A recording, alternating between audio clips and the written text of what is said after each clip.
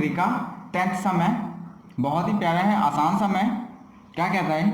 कहता है an express train takes 1 hour less than a passenger train to travel 132 kilometre between Mysore and Bangalore. ठीक है, जैसे ये मैसूर है, ये बेंगलोर है, इसको मैसूर मान लेता हूँ मैं, इसको बेंगलोर मान लेता हूँ। ठीक है, और मैसूर से जो बेंगलोर का डिस्टेंस है कितना है? वो 132 किलोमीटर, 132 किलोमीटर। ठीक है, तो दो ट्रेन है, ये मैसूर और ये बेंगलोर, जो डिस्टेंस हमारे पास 132 किलोमीटर का डिस्टेंस है। ठीक है, अभी एक बार क्या कहता है? कहता है एक बार हम जाते हैं किससे? एक्सप्रेस ट्रेन से, एक बार पैसेंजर ट्रेन से। इसको मैं एक्सप्रेस मान लेता हूँ, इसको मैं पैसेंजर ट्रेन से मान लेता हूँ। ठीक है, अब जो एक्सप्रेस जाती है वो फास्ट जाती है, जो पैसेंजर जाती है वो स्लो जाती है। यहाँ भी उसने बताया है, अगर आपको नॉलेज नहीं है तो यहाँ भी बताया, कहता है an express train takes 1 hour less than passenger train. देखो, अगर मैसूर से बेंगलोर जाना है एक्सप्रेस ट्रेन से और मैसूर से बेंगलोर जाना है पैसेंजर ट्रेन से, तो जो पैसेंजर ट्रेन से टाइम लगेगा उसमें एक्सप्रेस में 1 घंटा कम लगेगा। मान के चलते हैं अगर पैसेंजर ट्रेन से आपको 5 घंटे लग रहा है तो एक्सप्रेस में कितना लगेगा? 4 घंटा लगेगा।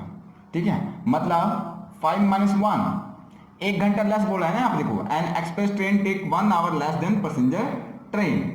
अगर जो पैसेंजर ट्रेन है इसको 5 घंटे लगता है तो एक्सप्रेस से जाओगे तो आपको 4 घंटा लगेगा, मतलब 1 घंटा कम लगेगा।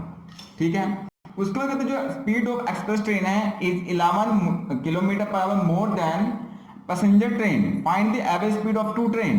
दोनों ट्रेन की एवरेज स्पीड बतानी है आपको बताया है कि जो एक्सप्रेस ट्रेन की स्पीड है वो पैसेंजर ट्रेन से 11 किलोमीटर पर आवर ज्यादा है। आगे जो इसकी स्पीड है, अगर मान लो पैसेंजर की स्पीड आप x मानते हो तो एक्सप्रेस की जो स्पीड होगी वो क्या होगी? x + 11, क्योंकि उसने बोला है देखो, speed of train express is 11 kilometre per hour more then of passenger train. Passenger train की जो स्पीड है उससे 11 किलोमीटर पर आवर ज्यादा है एक्सप्रेस की ट्रेन। ठीक है, आपको ये स्टेटमेंट समझ में आ गई होगी। चलो अब सोल्यूशन करते हैं। ठीक है, सोल्यूशन में क्या करेंगे? सबसे पहले मान लेते हैं कि जो पैसेंजर ट्रेन है, ठीक है, let speed of passenger train, let speed of passenger, ठीक है, ट्रेन, जो पैसेंजर ट्रेन की स्पीड है वो मान लिया मैंने कितना? x मान लिया कि जो पैसेंजर ट्रेन की स्पीड है वो x है। तो जो स्पीड होगी, स्पीड ऑफ एक्सप्रेस ट्रेन, जो एक्सप्रेस ट्रेन की स्पीड है वो क्या होगी आपकी? x + 11 होगी, क्योंकि उसने क्या बोला हुआ है ना, 11 kilometre per hour more then of passenger train. अगर पैसेंजर ट्रेन का x है तो उसका x + 11 है। ठीक है, उसके बाद टोटल डिस्टेंस भी हमें पता है, लिख लेते हैं। टोटल डिस्टेंस, जो डिस्टेंस कवर करना है वो कितना करना है? टोटल डिस्टेंस बताओ कितना हमारे पास? टोटल डिस्टेंस है हमारे पास 132 किलोमीटर। कितना? 132 किलोमीटर। ठीक है, इतनी बात समझ में आती है। उसके बाद एक चीज़ आपको ये पता है कि जो डिस्टेंस होता है, नहीं यहाँ पे लिखता हूँ, जो स्पीड होता है वो क्या होता है आपका? Speed over distance over time. ठीक है, स्पीड क्या होता है? Distance over time.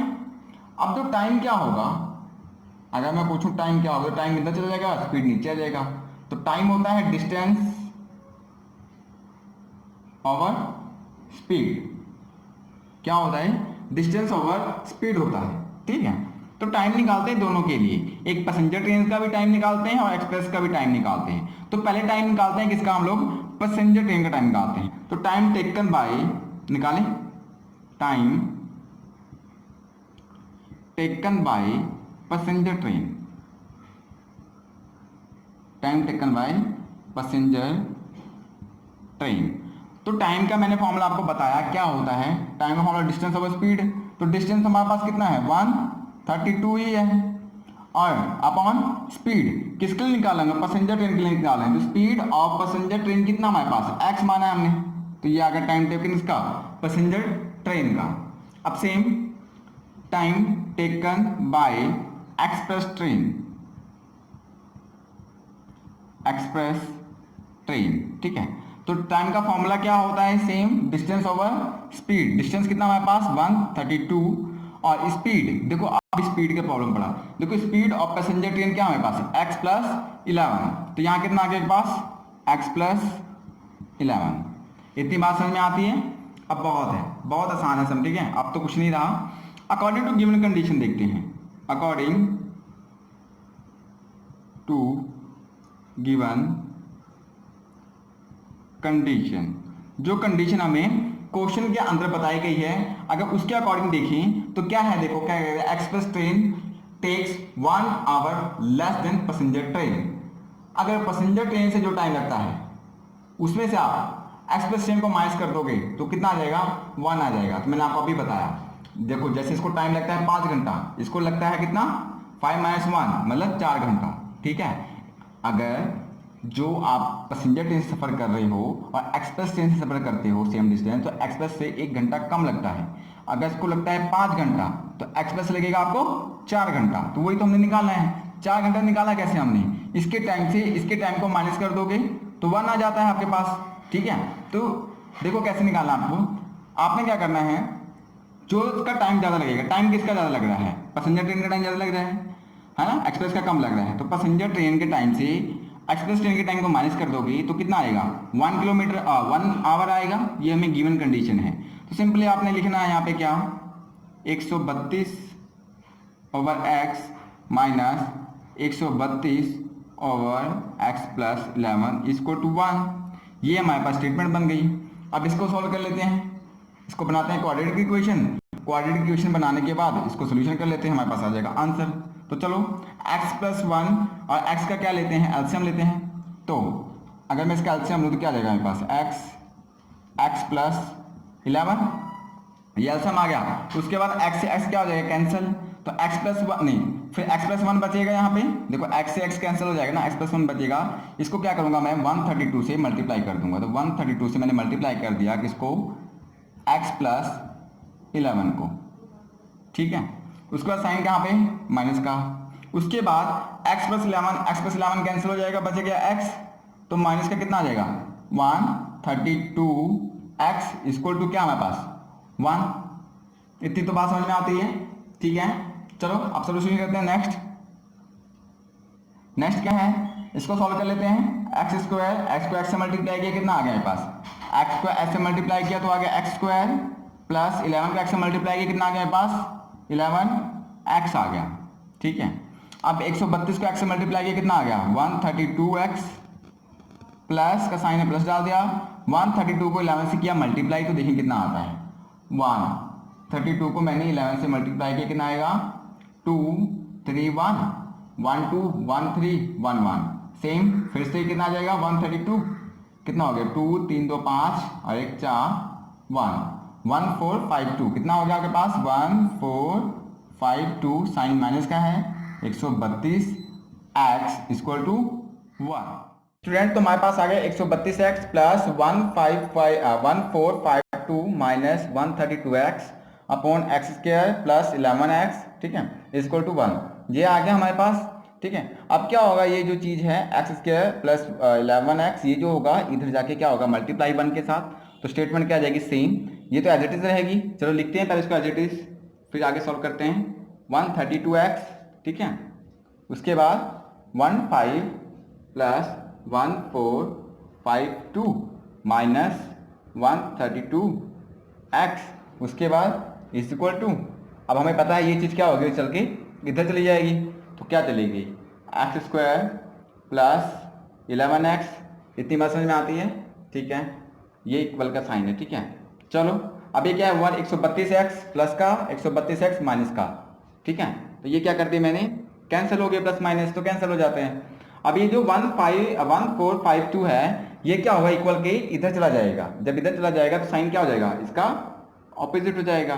तो कर देते हैं, क्या बन गया एक्स क्या है प्लस 11x, ये क्या होगा माइनस का चला जाएगा 1452 इक्वल टू बचा क्या है 0, ठीक है। ये हमारे पास क्या बन गया, एक क्वाड्रेटिक इक्वेशन बन गई। इसको सॉल्व करते हैं बाय फैक्टराइजेशन मेथड। आप कोई भी मेथड सॉल्व कर सकते हो, बट मैं फैक्टराइजेशन मेथड यहाँ पे ले रहा हूँ, ठीक है, क्योंकि वो इजी लगता है।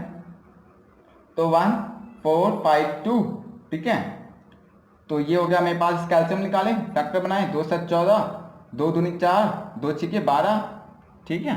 उसके बाद देखो 2 तिहाई 6, 2 एकम 2 और 2 तिहाई नहीं 2 तिहाई 6, 2 6 12, 2 तिहाई 6, ये फैक्टर बन गया। अब देखो 3 पे 3 एकम 3, 3 दूनी 6, 3 एकम 3, 121, 11 पे जाएगा, 11 एकम 11, ठीक है 11 एकम 11, 11 पे ये हमारे पास बन गए फैक्टर।